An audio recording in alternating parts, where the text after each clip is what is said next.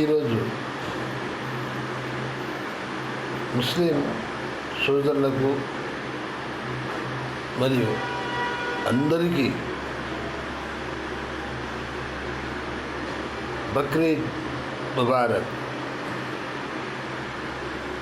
బక్రీద్ రావటానికి గల కారణం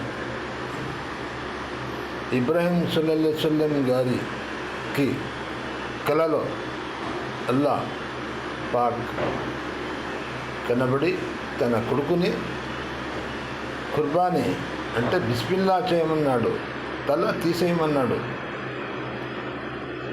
ఆ కల విని ఇబ్రాహీం సల్లల్లాహు అలైహి వసల్లం గారు తన చిన్న కుమారుడిని తీసుకెళ్ళి కొండపై తీసుకెళ్ళి కాళ్ళు చేతులు కట్టి తల్వార్తో అతనిని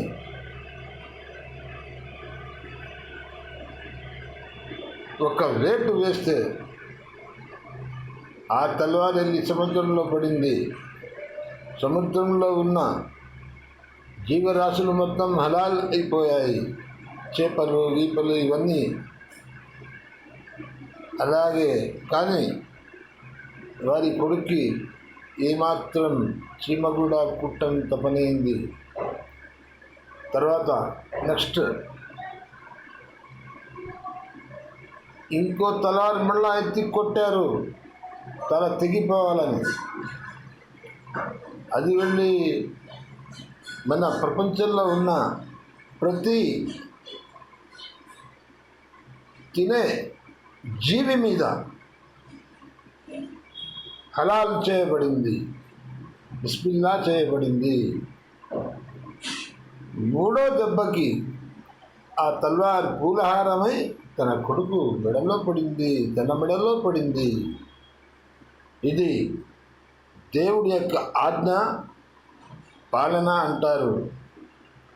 అల్లా ఏం చెప్తే అది చేసిన వాడే అల్లాకు ప్రీతిపాత్రుడు.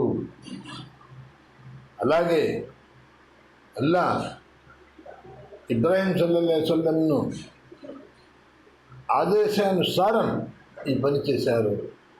అయితే ఆ పని చేసేటప్పుడు ఆయన పెట్టిన కన్నీళ్ళు, ఆయన పడ్డ బాధ ఆయన కొడుకు గమనిస్తూ ఆయన్ని సహకరించడం, తెలిసి కూడా సహకరించడం అనేది త్యాగానికి ప్రతిరూపం. త్యాగం అంటే ఏమిటి? అదే బక్రీద్ పండుగ.